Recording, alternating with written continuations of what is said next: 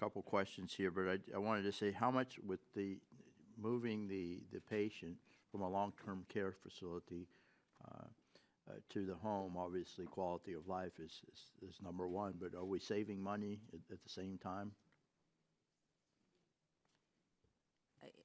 Those waivers require a demonstration of savings. And so, yes, and in the managed long-term services and supports area, I think that's also an area to increase the predictability of the amount that's being spent on long-term services and support. So fiscal concerns are obviously a part of both of those efforts. Very good, thank you. A couple more questions. Ms. Aratani and Ms.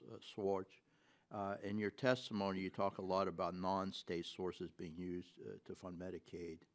Can you explain what these non-state sources are, such as provider taxes, and how they fund state Medicaid programs? States are allowed to use up to certain sources of funds apart from state general revenues to finance Medicaid. Provider taxes are an increasing method that states use to fund Medicaid, which would be a broad-based uniform tax on healthcare providers that, and it could be Medicaid providers to fund Medicaid. Intergovernmental transfers and certified public expenditures are other methods that are increasingly used to finance the non-federal share of Medicaid. These would be methods that local governments or local government providers, such as county hospitals, might use to, for example, in the case of certified public expenditures, to certify that they had expended a certain amount on Medicaid for purposes of getting federal matching for the payment or the fund. Do you have anything else to add, No, please? I don't have anything else to add to that. All right. Okay, federal law requires that provider taxes must be broad-based and uniformly imposed, and must not hold providers harmless, and cannot provide a direct or indirect guarantee those providers will receive all or part of the tax payment back.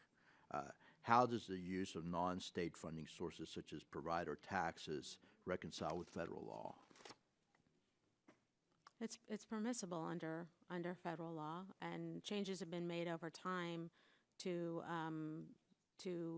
clarify the circumstances under which it's possible, and the ones that you just named are examples of that. But it is a permissible activity. There's no intimation that something shady is going on with these taxes, and they're clearly important in many states as a source of funds to support the Medicaid program. Okay, next question, Ms. Aratani. In 2014, you asked CMS to ensure states report accurate and complete information on all sources of funds used to finance the non-federal share of Medicaid. What data did you want to capture, and what was CMS's response to your recommendations?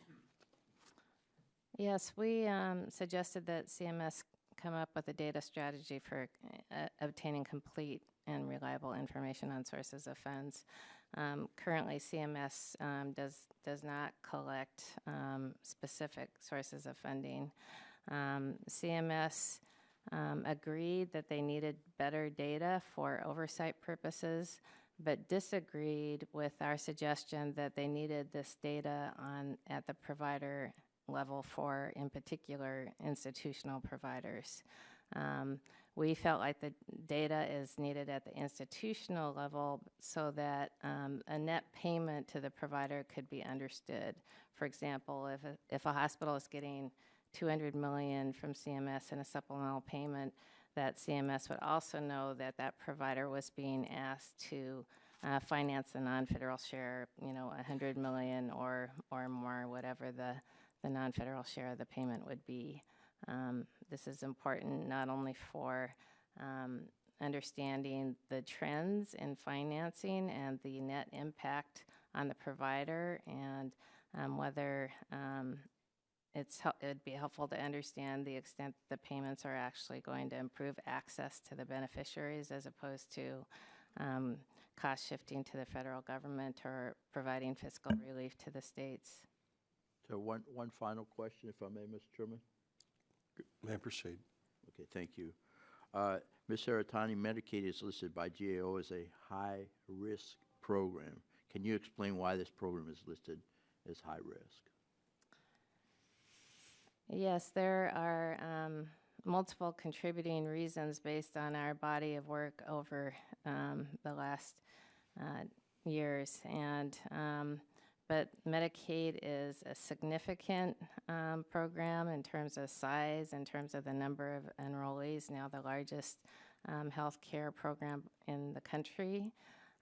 It's a diverse program. The federal state nature of it makes it very difficult for oversight. Our work has identified concerns with gaps in oversight, including the transparency of supplemental payments and many other types of issues that contributed to our putting Medicaid on our high-risk list. All right. Thank you very much. I yield back, Mr. Chairman.